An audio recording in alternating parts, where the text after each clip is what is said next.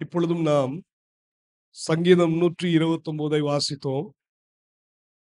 இந்த சங்கீதம் ஆரோகண சங்கீத வரிசையில் 10வது சங்கீதமாக காணப்படுகிறது.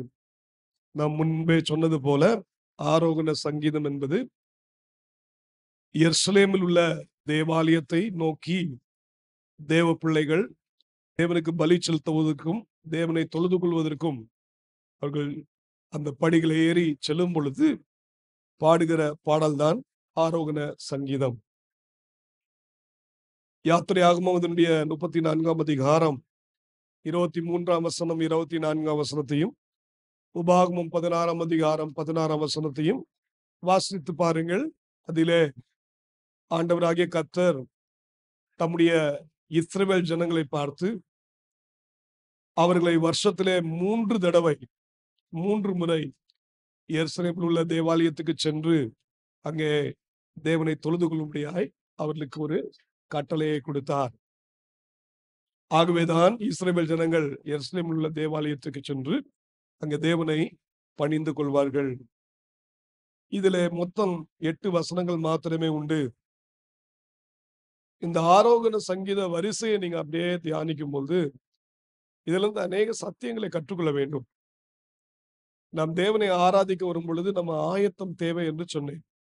ஆயத்தம் இல்லாமல் நாம் தேவனை ஆராதிப்பதிலே ஒரு பிரயோஜனமும் இல்லை. நம்முடைய ஆவி ஆத்ம சரீரம் ஒன்றும் ஆயத்தமாய் காணப்பட வேண்டும். இந்த ஆயத்தத்துக்கான படிகளை இந்த சங்கீதம் நமக்கு கற்றுக் கொடுக்கிறது. இந்த வரிசையில் நீங்க பார்க்கும்போது கடந்த வாரத்துல நம்ம தியானிக்கும் போது 128வது சங்கீதத்தை தியானித்தோம். கர்த்தருக்கு பயப்படும் பயம் நமக்கு இருக்க வேண்டும் என்பதை அந்த சங்கீதத்தின் வாயிலாக கற்றுக்கொண்டோம். அப்ப தேவ சமூகத்துல நம்ம ஆராதிக்க வரும்போது கர்த்தருக்கு பயப்படும் பயம் தேவை. அப்ப கர்த்தருக்கு பயப்படும் பயத்தோடு ஜீவிக்கிறவருடைய வாழ்க்கையில தேவன் செய்ய இருக்கிற ஆசீர்வாதங்கள் என்ன என்பதையும் கடந்த சங்கீதத்துல நாம 126 சங்கீதத்துல வாசித்தோம். ஆனா 129வது சங்கீதத்துல ஒரு தேவ ஜனம் சத்ருவினால் படுகிற உபத்திரவம் என்ன என்பதையும் நமக்கு விளக்குகிறது. நம்ம ஒரே பக்கத்தை மட்டும் பார்த்துடக்கூடாது. கர்த்தருக்கு பயப்படுகிறதுனால, கர்த்தருக்கு பயந்து ஜீவிக்கிறதுனால நமக்கு எப்பவுமே நல்ல ஆசீர்வாதம் இருக்குதுன்னு அந்த ஒரு எண்ணத்திலேயே இருந்துடக்கூடாது. அதுக்காக தான் அடுத்த படி ஏறும்போது சங்கீதக்காரன் நமக்கு எழுதி வைத்திருக்கிறார். கிறிஸ்துவ ஜீவியம் என்பது பாடுகள் நிறைந்த ஒரு ஜீவியம். கிறிஸ்துவ ஜீவியம் என்பது உபத்திரவத்தின் குகைக்குள்ளே சென்று வருகிற ஒரு ஜீவியம். கிறிஸ்துவ ஜீவியம் என்பது கண்ணீரின் பள்ளத்தாக்கை உருவ நடக்கிற ஒரு ஜீவியம். மறந்துடாதீங்க. ஆண்டவராகிய இயேசு கிறிஸ்து தாமே சொன்னார், என்னை விசுவாசிக்கிறதற்கு மாத்திரம் நான் உங்களை அழைக்கல. அவர் சொல்றாரு, என் நிமித்தம் பாடுபடுவதற்கு உன்னை நான் அழைத்திருக்கிறேன். அப்போஸ்தலர்களை இயேசு கிறிஸ்து அழைத்த பொழுது அவர்களுக்கு உபத்திரம் இல்லைன்னு சொல்லவே இல்லை, பாடுகள் இல்லைன்னு சொல்லவே இல்லை. அவர்களுக்கு ஆசீர்வாதத்தை குறித்தும் பேசினார். பேதுரு இயேசுவிடம் கேட்டார், இயேசுவே, நாங்கள் உம்மை பின்பற்றுவதற்காக எல்லாவற்றையும் விட்டு வந்தோமே, உமக்கு பயப்படும் பயத்தோடு ஜீவிக்கிறோமே. ஆண்டவர் சொன்னார், வெரி குட், இம்மையிலே உனக்கு நூறத்தனையான ஆசீர்வாதம் கிடைக்கும். ஆனா கொஞ்சம் பாடுகளோடு சேருது. மறுமையிலே உனக்கு நித்திய ஜீவன் இருக்கிறது. ஆண்டவர் பாருங்க, இந்த உலகத்திலே நமக்கு ஆசீர்வாதம் இல்லைன்னு சொல்ல, ஆனா ஆசீர்வாதமே என்று சொல்லி நீங்க சார்ந்து நின்றக்கூடாது. அதுதான் கர்த்தருக்கு பயப்படும் ஜீவியம் நினைச்சிடக்கூடாது. அதுக்காக தான் இந்த 128வது சங்கீதத்துக்கு பிறகு 129வது சங்கீதம் வைக்கப்பட்டிருக்கிறது. அப்போ தேவ பிள்ளைகளுடைய வாழ்க்கையில பாடுகள் உண்டு. இயேசு தம்முடைய அப்போஸ்தலர்களுக்கு அதான் சொல்லி கொடுத்தார், இந்த உலகத்துல உங்களுக்கு உபத்திரம் உண்டு, பயப்படாதீங்க, நான் உலகத்தை ஜெயித்தேன். எவ்வளவு நல்ல தேவன் பாருங்க. ஆகவேதான் இங்க சங்கீதக்காரன் நமக்கு எப்படி எழுதி கொடுக்குறா கவனிங்க. இந்த 8 வசனத்தையும் நீங்க 2 பிரிவா பிரிக்கலாம். முதல் 4 வசனங்கள் ஒரு பிரிவாக, அடுத்த 4 வசனங்கள் அடுத்த பிரிவாக நீங்க தியானிக்கும் போது, முதல் 4 வசனத்துல சங்கீதக்காரன் என்ன நமக்கு எழுதி கொடுத்திருக்கிறார்னு சொன்னா, நம்ம பட்ட உபத்திரவ நேரத்துல கர்த்தர் நமக்கு எவ்வளவாக உதவியாக இருந்திருக்கிறார் என்பதை நன்றி அறிதலோடு தேவனுக்கு தெரிவிக்கிற ஒரு காரியம். பாருங்க, அவர் சொல்றாரு, என் சிறு வயது தொடங்கி அநேகம் தரம் என்னை நெருக்கினார்கள். என் சிறு வயது தொடங்கி அநேக தரம் என்னை நெருக்கியும் என்னை மேற்கொள்ளாமற் போனார்கள். எவ்வளவு அற்புதமா சொல்றாரு கவனிங்க. உபத்திரவம் இருக்கு, பாடு இருக்கு. சிறு வயது தொடங்கி இஸ்ரவேல் ஜனங்களுடைய சிறு வயது எங்க இருந்துச்சுன்னு கேட்டீங்கன்னா, எகிப்து தேசத்துல. எகிப்து தேசத்துல அவங்க அடிமையா இருந்த நாட்கள்ல அவங்க பயங்கர உபத்திரவப்பட்டாங்க, பாடுகள் பட்டாங்க. சிறு வயது தொடங்கி அநேக தரம் என்ன செஞ்சாங்க, நெருக்கினார்கள். அங்க மட்டும் இல்ல, வனாந்திர யாத்திரையில் அவர்கள் போகும்போது அவர்களுக்கு நெருக்கங்கள் வரதான் செய்தது. கானான் தேசத்தை சுதந்திரித்த பிறகு அவர்களுக்கு நெருக்கம் இல்லாம போச்சா? நெருக்கம் இருந்துச்சு. அப்போ கிறிஸ்துவ ஜீவியம் என்பது பாடுகளோடு இணைந்து இருக்கிற ஒரு ஜீவியம். சிலுவை இல்லாமல் இருக்கவே முடியாது. அதனால தான் ஆண்டவராக இயேசு கிறிஸ்து சொன்னார், என்னை பின்பற்ற விரும்புகிறவன் என்ன செய்யணும்? தன் சிலுவையை எடுத்துக்கொண்டு என்னை பின்பற்ற கடவன். அப்ப சிலுவை இல்லாம நம்ம வாழ்க்கையே பூர்ணமாக, சிலுவை இருக்கணும். சிலுவை இருந்தாதான் நம்ம தேவனுடைய அன்பை ருசிக்க முடியும். சங்கீதக்காரன் சொல்றாரு, என் சிறு வயது தொடங்கி அநேகம் தரம் என்னை நெருக்கினார்கள். சத்துருக்கள் என்னை நெருக்கினார்கள். அவங்க நெருக்கினது ஒரு பகுதி. ஆனா அடுத்தது நன்றி அறிதலோடு சொல்றாரு, ஆண்டவருக்கு நன்றி செலுத்தி சொல்றாரு, அவங்க நெருக்கின போதும் என்னை மேற்கொள்ளாமற் போனாங்க. ஒரு நாள் ஆண்டவர் சத்துருவை உங்கள் மேல் ஜெயம் எடுப்பதற்கு விடுவதே இல்லை. இது மறந்துடாதீங்க. நீங்க கர்த்தருடைய கரத்துக்குள்ளே இருப்பீர்கள் என்றால், நீங்க ஆண்டவராகிய கர்த்தருடைய மகனாக மகளாக இருப்பீர்கள் என்றால், உங்களை எத்தனைதான் சத்துரு நெருக்கினாலும் உங்கள் வாழ்க்கையில் அவன் ஜெயம் பெறவே முடியாது. இந்த நெருக்கத்தின் நேரத்துல தான் நீங்க இன்னும் ஆண்டவரோடு ஒரு நெருங்கிய உறவு வைத்துக் கொள்வீர்கள். இதுதான் பெரிய ஆசீர்வாதம். நம்ம உபத்திரவப்படுகிற நேரம் தான் தேவனுடைய உயிர்த்தெழுதலின் வல்லமையை ருசிக்கிற ஒரு நேரம். நான் இன்னும் சொல்லுகிறேன், கவனிங்க. நம்முடைய உபத்திரவத்தின் நேரம் தான் இயேசு கிறிஸ்துவின் உயிர்த்தெழுதலின் வல்லமையை ருசிக்கிற ஒரு நேரம். ஆகவே பாடுகள் வருதே என்று சொல்லி முறுமுறுக்காதீங்க, அதை கண்டு பயப்படாதீங்க, சோர்ந்து போகாதீங்க. தேவனுடைய கரத்துல உங்களை ஒப்பு கொடுத்து, நீங்க தாழ்த்தி ஒப்பு கொடுத்து ஆண்டவரையே சார்ந்து நில்லுங்க. உங்க வாழ்க்கையில தேவன் சத்ருவை மேற்கொள்ள விடவே மாட்டார். பாருங்க, இந்த சத்ரு தேவ ஜனத்துக்கு விரோதமாய் அவன் செய்த கொடூரத்தை எப்படி எழுதுறாரு கவனிங்க. 3ஆம் வசனம், உழுகிறவர்கள் என் முதுகின் மேல் உழுது தங்கள் படைச்சால்களை நீளமாக்கினார்கள். உழுகிறவர்கள் நீங்க பார்த்திருப்பீங்க. நம்ம வயல்ல பாத்தீங்கன்னா விவசாயி என்ன செய்வாரு? உழுவாரு. அந்த உழுவும் போது என்ன செய்வாரு? அந்த அந்த உழுகிறவன் படைச்சால்களை நல்லா நீளமாக உள்ள கொண்டு டெப்த்ல கொண்டு போய் பண்ணாதான் அந்த மண் என்ன செய்யும்? உடையும். அந்த கடினமான மண் எல்லாம் உடைஞ்சி அது அந்த இடத்துல விதை விதைக்கப்படுவதற்கு ஏதுவான ஒரு நிலமாய் மாறும். அப்போ சத்ரு என்ன செய்யறான்னு கவனிங்க. நம்முடைய வாழ்க்கை எப்படி அவன் கொடூரமாய் நடத்துகிறான். ஆண்டவராகிய இயேசு கிறிஸ்து உடைய வாழ்க்கை இப்படிதான் இருந்துச்சு. அவர் இந்த உலகத்துல வந்தபோது அவர் பல பாடுகளை பட்டார், உபத்திரவத்தை சகித்தார். அவருடைய உபத்திரவத்தை குறித்து எசாயா ஆக்கியோன் எழுதும்போது எவ்வளவு அழகா எழுதுறாரு கவனிங்க. எசாயாவின் புத்தகம் 50ஆம் அதிகாரம் 6ஆம் வசனம், அடிக்கிறவர்களுக்கு என் முதுகையும் தாடை மயிரை பிடுங்குகிறவர்களுக்கு தாடைகளையும் ஒப்பு கொடுத்தேன்.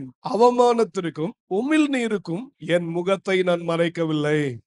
இது ஆண்டவராக இயேசு கிறிஸ்துவை குறித்து தீர்க்க தரிசனமாய் சொன்ன வார்த்தை. இது அப்படியே எங்க நிறைவேறுதுன்னு கேட்டீங்கன்னா, ஆண்டவராக இயேசு கிறிஸ்து இந்த உலகத்திலே மனிதனாய் அவதரித்த பொழுது, அவர் இந்த உலகத்துல ஊழியம் செய்த நாட்கள்ல மாத்திரமல்ல, அவர் கடைசியில சிலுவையில மரிக்கும் பொழுது, அந்த சிலுவை பாடுகளின் வேலையில இவ்வனமாய்தான் அந்த நாட்கள் இருந்த ரோம அதிகாரிகள், ரோம சேனை வீரர்கள் இயேசுவை உபத்திரவப்படுத்தினார்கள். இயேசுவுக்கு விரோதமாய் கொடுமையான காரியத்தை செய்தார்கள். இப்படிதான் அவரை சிலுவையில அறைந்தார்கள். அப்போ சத்ரு மிக மிக கொடூரமாய் இயேசுவுக்கு விரோதமாய் எழும்பினான். ஆனா என்ன நடந்துச்சு தெரியுமா? அந்த நேரத்துல இயேசு என்ன செய்தார்? மௌனமா இருந்தார். அந்த பாடுகளை எப்படி சகித்துக் கொண்டார் தெரியுமா? நம்முடைய அப்போஸ்தலனாகிய பேதுரு இதை குறித்து சொல்லும்போது எவ்வளவு அழகா சொல்றார், கவனிங்க. 1 பேதுரு 2ஆம் அதிகாரம் 21ஆம் வசனத்தை வாசிங்கன்னா தெரியும்.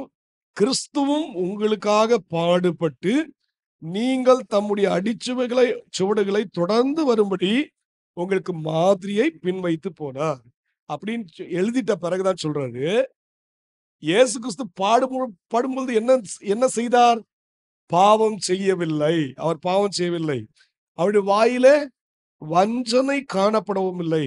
அவர் வையப்படும் போது பாத்தில் வையாமலும், பாடுபடும் போது பயமுறுத்தாமலும், நியாயமாய் தீர்ப்பு செய்கிறவருக்கு தம்மை ஒப்புவித்தார்.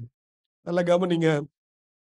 ஆண்டவராக இயேசு கிறிஸ்து தனக்கு விரோதமாய் அந்த சேனை வீரர்கள் எழும்பி அவர் அவமானப்படுத்தின பொழுது, பிரதான ஆசிரியர்கள் எழும்பி அவருக்கு விரோதமாய் வீணான குற்றச்சாட்டுகளை வைத்த பொழுது, இன்னும் பல நபர்கள் அவருக்கு விரோதமாய் எழுப்பினார்கள்.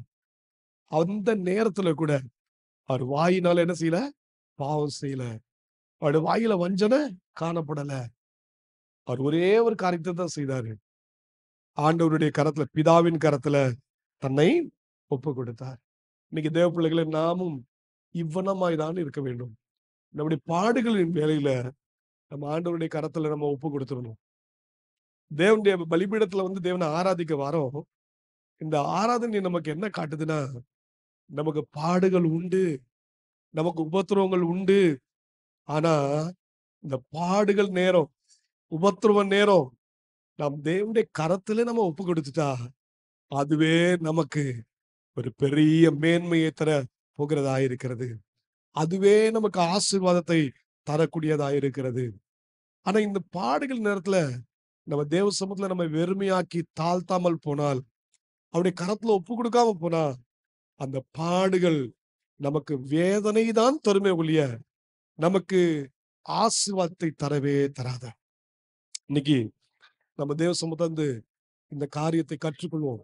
வசனத்தின் நிமித்தமாக என் வாழ்க்கையில வர்ற உபத்திரவ நேரத்துல, நீதியின் நிமித்தமாக நான் துன்பப்படும் பொழுது, ஆண்டவரே என்னையே வெறுமையாக்க உதவி செய்யுங்க, என்னையே உடைய கரத்துல ஒப்பு கொடுக்க எனக்கு உதவி செய்யுங்க அப்படின்னு சொல்லி தேவ சமூகத்துல இரக்கங்களை பெற்றுக் கொள்ளுங்கள். பாருங்க, நம்முடைய ஆண்டவர் அப்படி செய்யும் பொழுது எப்படிப்பட்ட தேவனாய் இருக்கிறார். சங்கீதக்காரன் அதை நமக்கு சுட்டி காட்டாமல் இல்லை. எப்படிப்பட்டவர் தெரியுமா? நம்ம உபத்திரவப்படும் போது அவர் வேடிக்கை பார்த்துட்டு இருப்பாரு நினைக்கிறீங்க? நம்ம துன்பப்படும் போது அவர் வேடிக்கை பார்த்துட்டு இருப்பாரு? இல்லை, இல்லை.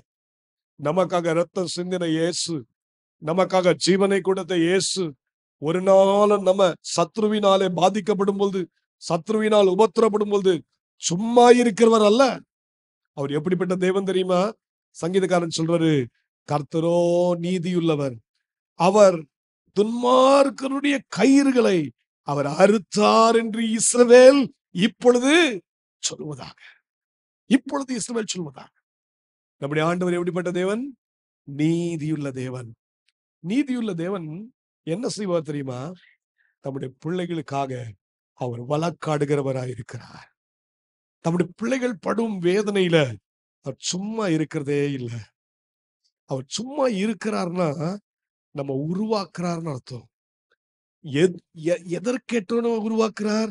தம்முடைய சாயலுக்கு ஒப்பாய் நம்மை உருவாக்குகிறார். இதுதான் ஆண்டவராகிய இயேசு கிறிஸ்து நம்ம வாழ்க்கையில செய்யற காரியம். ஆனா நீங்க நினைக்கிறீங்க, நம்ம உருவாக்கும் போது, நம்ம நம்ம வணையும் போது அவர் மற்றபடி சும்மா இருக்கிறார்? இல்லவே இல்லை. அவர் சத்ருவினிடம் தன்னுடைய நீதியை செலுத்தே தீர்வார். என் தேவன் நீதியுள்ள தேவன். தம்முடைய பிள்ளைகளுக்காக நீதியான கிரியைகளை செய்கிறவராயிருக்கிறார். அப்போஸ்தலனாகிய பவுலுடைய வாழ்க்கையில உபத்திரம் வந்துச்சு. அவரு என்ன அழகா எழுதுறாரு கவனிங்க. தெசலோனிக்கேயருக்கு எழுதும் பொழுது அவர் எழுதுறார். 2 தெசலோனிக்கேயர் அதனுடைய 3ஆம் அதிகாரம் 2ஆம் வசனத்துல கவனிங்க. அப்போஸ்தலனாகிய பவுல் தன்னுடைய வாழ்க்கையில ஏற்பட்ட உபத்திரவத்தை குறித்து சொல்லும்போது சொல்றாரு, துர்க்குணராகிய பொல்லாத மனுஷர் கை நின்று நாங்கள் விடுவிக்கப்படும்படிக்கும் எங்களுக்காக வேண்டிக் கொள்ளுங்கள். விசுவாசம் எல்லாரிடத்திலும் இல்லையே. அப்படின்னா கவனிங்க, பவுல் யாருனால பாதிக்கப்பட்டிருக்கிறார்? யாருனால துன்பத்தை சகிக்கிறார்? துர்க்குணராகிய மனுஷர் கையில. என சுவிசேஷத்தை அவர் அறிவித்ததுனால அவருக்கு விரோதமாய் சத்ரு எழும்பினார்கள். பிசாசானவன் மனுஷனை தான் ஏவி தன்னுடைய காரியத்தை செய்வான். அப்படி செய்யும் பொழுது அவர் சொல்றாரு, எனக்காக வேண்டிக் கொள்ளுங்க. இது வேண்டிக் கொள்ளுங்கள் என்ன காரியத்தை நமக்கு காட்டுதுன்னா, பாருங்க, அந்த உபத்திரவ நேரத்துல, பாடு நேரத்துல அப்போஸ்தலனாகிய பவுல் ஒரு நாள் என்ன செய்யலன்னா முறுமுறுக்கவே இல்லை. அடுத்த விசுவாசத்திலிருந்து வலுவி போகவில்லை. மாறாக விசுவாசத்துல இன்னும் ஊன்ற கட்டப்படுவதற்காக, விசுவாசத்துல இன்னும் பலப்படுவதற்காக சக சகோதரர் சகோதரிகள்கிட்ட என்ன சொல்றாருன்னா, எங்களுக்காக வேண்டுதல் செய்யுங்க. ஏன்னா விசுவாசம் எல்லாரிடத்திலும் இல்லையே என்று சொல்லிவிட்டு அடுத்தது அவர் சொல்ற பாருங்க, கர்த்தரோ. நான் உபத்திரப்படும் போது என் தேவன் சும்மா இருப்பதில்ல. என் ஆண்டவர் எப்படிப்பட்டவர்? கர்த்தரோ உண்மையுள்ளவர். அவர் உங்களை ஸ்திரப்படுத்தி தீமை நின்று விலக்கி காத்து கொள்வார். அப்போ நம்முடைய ஆண்டவர் என்ன செய்வாரு? தீமை நின்று விலக்கி காத்து கொள்ளுகிற நல்ல தேவன். அப்போ உங்க வாழ்க்கையில உபத்திரம் வந்துச்சுன்னா, பாடு வந்துச்சுன்னா, சத்ருவினுடைய போராட்டம் அதிகரிச்சுன்னா என்ன செய்யுங்க? ஆண்டவருக்கு முற்றிலுமா உங்களை ஒப்பு கொடுத்துருங்க. அவருடைய கரத்துல ஒப்பு கொடுத்து ஆண்டவர்கிட்ட வேண்டுதல் செய்யுங்க. ஆண்டவருக்கு ஸ்தோத்திரங்களை ஏறிடுங்க. ஆண்டவரே, நீர் எதை செய்தாலும் என்னுடைய நன்மைக்கு தான் செய்வீர். அதுக்கு விரோதமாய் ஒன்றும் செய்ய மாட்டீர் என்று சொல்லி ஆண்டவரிடம் அவருடைய உண்மையை நீங்க என்ன செய்யுங்க? வெளிப்படுத்துங்க. என் தேவன் உண்மையுள்ளவர். என் தேவன் நீதியுள்ளவர். அவர் என்ன செய்வார்? நமக்கு விரோதமாய் எழும்பின சத்துருக்களை என் தேவனாகிய கர்த்தர் அவருடைய கயிறுகளை என்ன செய்வாரு? அறுத்து போடுவார். அவர் சத்துருக்களின் மேல ஜெயத்தை தருவார். ஒரு நாளும் சத்ருவின் வஞ்சகத்துக்கு, சதி திட்டத்துக்கு நம்மை இரையாக ஒப்பு கொடுக்கவே மாட்டார். எத்தனை அன்புள்ள தேவன்! ஆகவே இன்றைக்கு நீங்களும் நானும் தேவனுக்கு இவ்வளமாய் துதிக்க வேண்டும், நன்றி செலுத்த வேண்டும். அடுத்தபடியாக சங்கீதக்காரன் சியோனை பகைக்கிற மனிதர்கள் எப்படிப்பட்டவர்கள், அவளுடைய முடிவு எப்படிப்பட்டது என்பதையும் சொல்லி தருகிறார். பாருங்க, சியோனை பகைக்கிறவர்கள் யாருன்னா நம்முடைய சத்துருக்கள் தான் சியோனை பகைக்கிறவர்கள். சியோன் என்பது ஏதோ ஒரு ஒரு இடத்தின் பெயர் அல்ல. சியோன் என்பது தேவ ஜனத்தை குறிக்கிறதா இருக்கிறது. தேவனுடைய ஜனங்களுக்கு விரோதமாய் அவர்களை பகைக்கிறவர்களை தேவன் சும்மா விடுவதே அல்ல. இங்க சொல்றாரு சங்கீதக்காரன், சியோனை பகைக்கிற அனைவரும் வெட்கி பின்னிட்டு திரும்ப கடவர்கள். சியோனை பகைக்கிற மனுஷர்கள், தேவ ஜனங்களை பகைக்கிற மனுஷர்கள் ஆரம்பத்துல எப்படி இருக்கும் தெரியுமா? அவர்களுக்கு ஜெயம் கிடைக்கிற மாதிரி இருக்கும். அவர்களுக்கு வெற்றி கிடைக்கிற மாதிரி தோன்றும். அவங்களுடைய கை ஓங்குகிறத மாதிரி காணப்படும். ஆனா என் தேவன் கிரியை செய்கிறார் என்பதை அந்த ஜனங்கள் இன்னும் அறிந்து கொள்ளவில்லை. அந்த சத்துருக்கள் இன்னும் அறிந்து கொள்ளவில்லை. அவங்க ஆகடியம் பண்ணினால் தேவன் பார்த்து கொண்டிருக்க மாட்டார். ஒரு நேரம் வரும். அந்த நேரத்தில் என் தேவனாகிய கர்த்தர் அவர்களை வெட்கப்படுத்த செய்வார். என் தேவன் அவர்களை பின்னிட்டு திரும்ப பண்ணுவார். எவ்வளவு ஆக்ரோஷமாக அவர்கள் முன்னேறினார்களோ அத்தனை வேகத்திலே அவர்கள் பின்னிட்டு தள்ளப்படுவார்கள். இன்னைக்கு தேவ பிள்ளைகளே, நமக்கு தேவன் கொடுக்கிற ஒரு பெரிய ஆசீர்வாதம் என்ன தெரியுமா? தேவன் நம்மை ஒருபோதும் பின்னாக போக விடுவதே இல்லை. நீங்க உபத்திரவ நேரத்துல உண்மையா இருந்தீங்கன்னா உங்களை விசுவாசத்துல பலப்படுத்துவார். தம்முடைய அன்பினாலே உங்களை இன்னும் நிரப்பி நிரப்பி நிரப்பி அவருக்கு சாட்சியாக எடுத்து நிறுத்துவார். நீங்கள் ஒருபோதும் வெட்கப்பட்டு போவதில்லை. கர்த்தருக்கு காத்திருக்கிறவர்கள் வெட்கப்பட்டு போனதே இல்லை, போனதே இல்லை. அவர்கள் புதுபலன் அடைந்து அவர்கள் இன்னும் இன்னும் உயர எழும்புகிறவர்களாய் காணப்படுகிறார்கள். இன்னைக்கு தேவ பிள்ளைகளே, நம்முடைய வாழ்க்கை இப்படிதான் இருக்கும். ஆகவேதான் ஆராதனைக்கு வரும் பொழுது, தேவனை தொழுது கொள்ள வரும்பொழுது நம்ம நம்பிக்கையோட வரலாம். என் தேவன் நமக்கு அப்படிப்பட்ட மகிமையின் நம்பிக்கையை கொடுத்திருக்கிறார். இங்கிருந்து நம்ம வெட்க முகத்தோடு போறது இல்ல, நம்ம தலை நிமிர்ந்தவர்களாய் தேவனுடைய சமூகத்திலே பிரகாசமுள்ள முகத்தோடு கடந்து செல்வோம். சத்துருக்கள் நம்மை பார்த்து வெட்கமடைவார்கள், அவர்கள் பின்னிட்டு திரும்புவார்கள். சீயோனை பகைக்கிறவர்களுக்கு அவருடைய நிலையை குறித்து இன்னும் சொல்லும்போது சொல்றாரு, வீட்டின் மேல் முளைக்கும் புல்லுக்கு அவர்கள் ஒப்பாவார்கள், அது வளரும் முன் உலர்ந்து போம். சீயோனை பகைக்கிறவர்களுடைய நிலை எப்படின்னு கொஞ்சம் கவனிங்க. இவங்க கிட்ட ஒரு பெரிய ஒரு கெட்ட குணம் இருக்கு. என்ன குணம் சொல்லுங்க? பெருமை. பயங்கர ஆணவத்தோடு பேசுவாங்க. எப்படி சங்கீதக்காரன் நமக்கு வெளிப்படுத்துறார்? வீட்டின் மேல் முளைக்கும். எங்க முளைக்கும் புல்லது? தரையில இல்ல, வீட்டின் மேல். எப்பொழுதுமே இவங்க எல்லாம் மேல அப்படியே வாய் அப்படியே கிளிய பேசுவாங்க. இவங்க பேசுறதெல்லாம் பெருமையான வார்த்தைகளை பேசுவாங்க. அப்ப சீயோனை பகைக்கிறவர்கள்ட்ட ஒரு தன்மை உண்டு, கெட்ட குணம். அது என்ன தெரியுமா? பெருமை. தேவன் எதற்கு எதிர்த்து நிற்கிறார் தெரியுமா? பெருமை உள்ளவர்களுக்கு தேவன் எதிர்த்து நிற்கிறார். தாழ்மை உள்ளவர்களுக்கோ கிருபை அளிக்கிறார். தேவனுக்கு பிடிக்காத ஒரு குணம் என்னன்னு கேட்டீங்கன்னா பெருமை. இவர்கள் வீட்டின் மேல் முளைக்கும் புல்லுக்கு ஒப்பாயிருக்கிறார்கள். புல் எப்படி இருக்கும் நல்லா கவனிங்க. பாக்குறதுக்கே பச்சை பசேல் இருக்கும். அது கூட ரூஃப் டாப்ல மேல எவ்வளவு அழகா இருக்கும் பாருங்களேன். பார்க்கிறதுக்கு எல்லாம் ஆரம்பத்துல அழகா தான் தோணும். சத்துருவின் எல்லா செயல்களும் பார்க்கும்போது ஆரம்பத்துல அருமையா தான் தோணும், வெற்றி மாதிரி தோணும். ஆனா முடிவு கவனிக்க வேண்டிய ஒரு காரியம். ஒருவேளை நீதிமானுடைய ஆரம்பம் அற்பமா இருக்கலாம், ஆனால் நீதிமானுடைய முடிவோ சம்பூர்ணமா இருக்கும். துன்மார்க்கனுடைய ஆரம்பம் சம்பூர்ணமாய் தோன்றலாம், ஆனால் அதனுடைய முடிவோ அற்பமாக காணப்படும். எப்படி சொல்றாரு? வீட்டின் மேல் முளைக்கும் புல்லுக்கு அவர்கள் ஒப்பாயிருக்கிறார்கள். இந்த புல் எப்படிப்பட்ட தன்மை உள்ளதுன்னா, இது எதுக்கு மேல இந்த புல் வளருது? வீட்டுக்கு மேல. வீட்டுக்கு மேலேயே மண்ணு கம்மி, கொஞ்சம் மண்ணு தான் போட்டிருப்பாங்க. அப்போ இதனுடைய வாழ்க்கை கவனிங்க.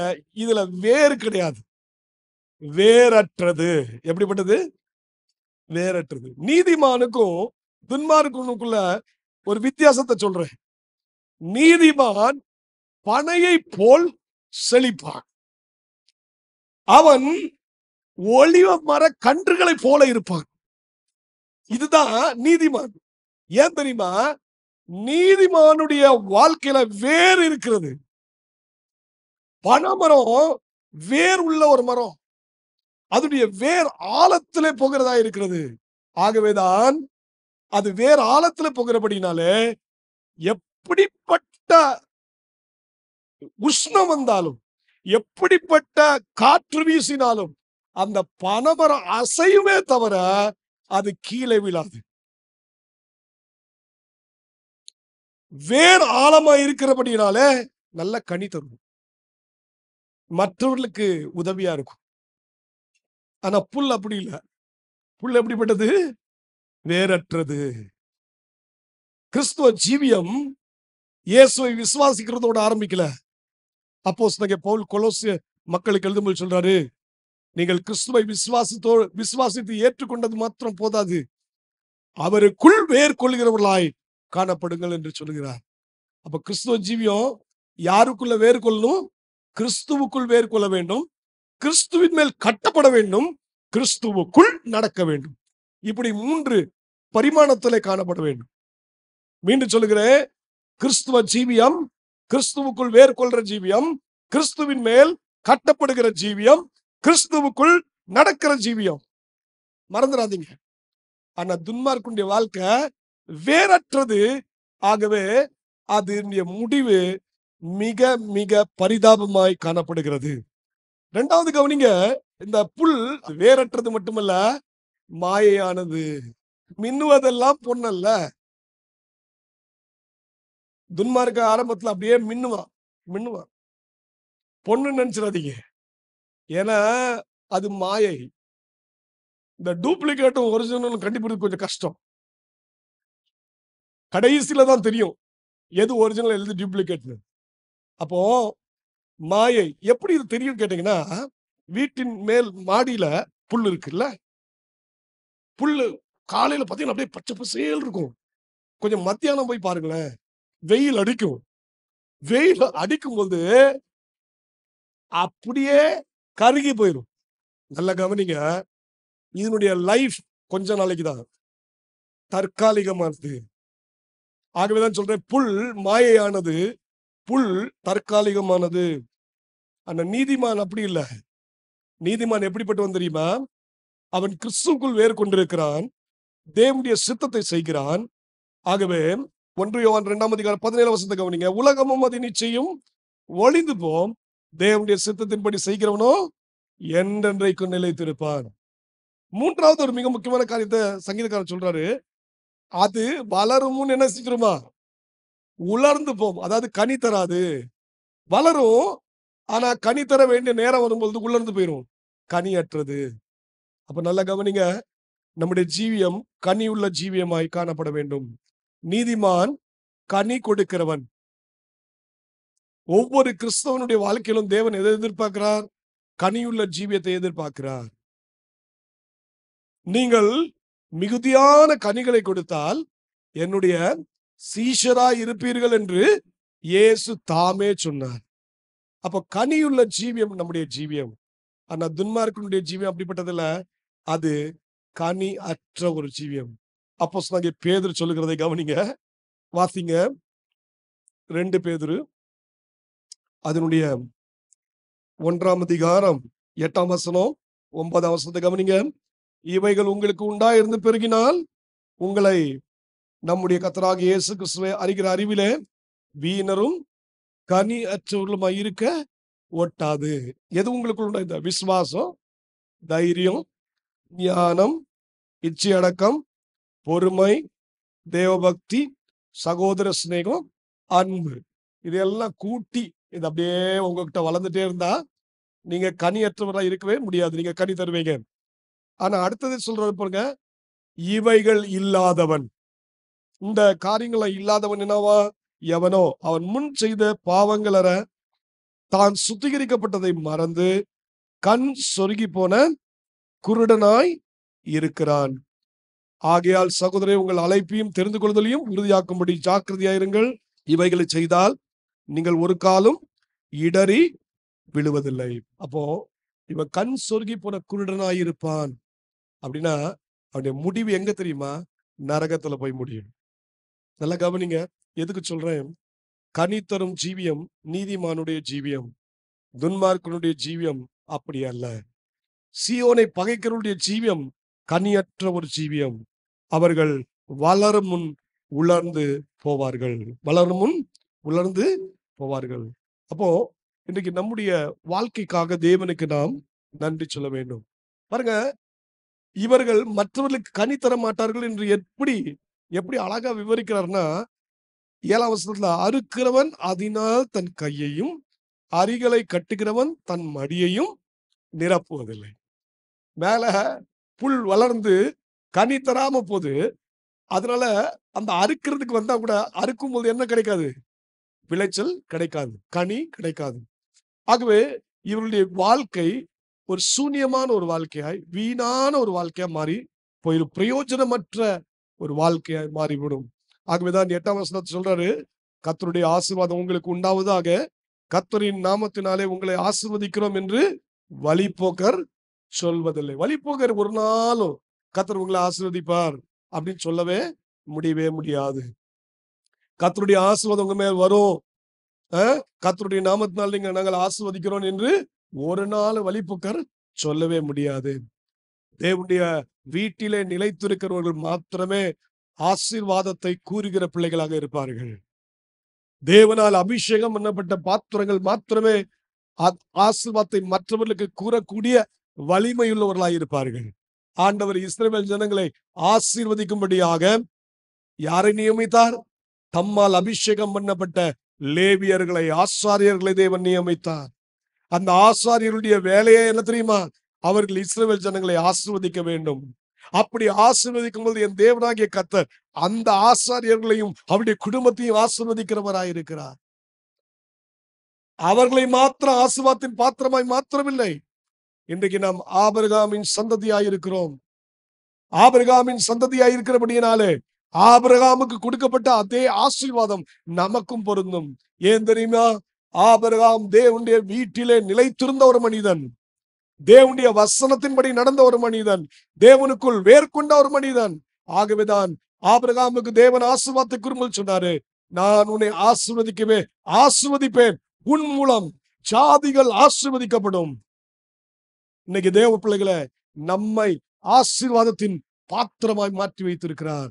நாம் வழிபோக்கர்கள் அல்ல, தேவனுடைய ஆலயத்திலே நாட்டப்பட்டவர்கள். ஹல்லேலூயா. 92வது சங்கீதம் எல்லாருக்கும் தெரிஞ்ச பகுதி பாருங்க. கர்த்தருடைய ஆலயத்திலே நாட்டப்பட்டவர்களுடைய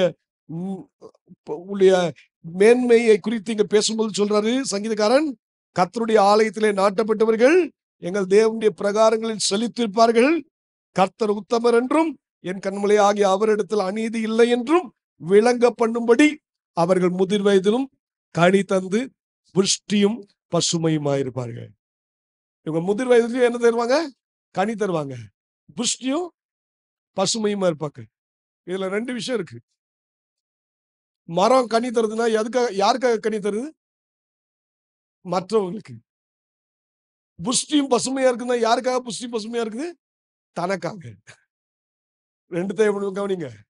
நீதிமான் முதல்ல ஆசீர்வதிக்கப்படுறா, நல்ல புஷ்டியும் பசுமையா இருக்கான், ஏன்னா தேவனுடைய ஆலயத்துல நாட்டப்பட்டிருக்கான். ஆண்டவர் புஷ்டியும் பசுமையா வச்ச பிறகு என்ன செய்ய வைக்கிறாரு? கனி தர வைக்கிறாரு. அப்படி போறவன் வர்றவன் எல்லாம் என்ன செய்யலாம்? கனியை சாப்பிடலாம். ஹல்லேலூயா. உங்கள் வாழ்க்கை மூலமாக அநேகர் ஆசீர்வதிக்கப்படுவார்கள். உங்கள் வாழ்க்கையின் மூலமாக நன்மையை பெறுவார்கள். இப்படிப்பட்ட பெரிய ஆசீர்வாதத்தை தேவன் நமக்கு கொடுத்திருக்கிறார். ஆகவே இந்த கால வேளையில இந்த சங்கீதத்தின் வாயிலாக தேவனுக்கு நன்றி சொல்லுங்க.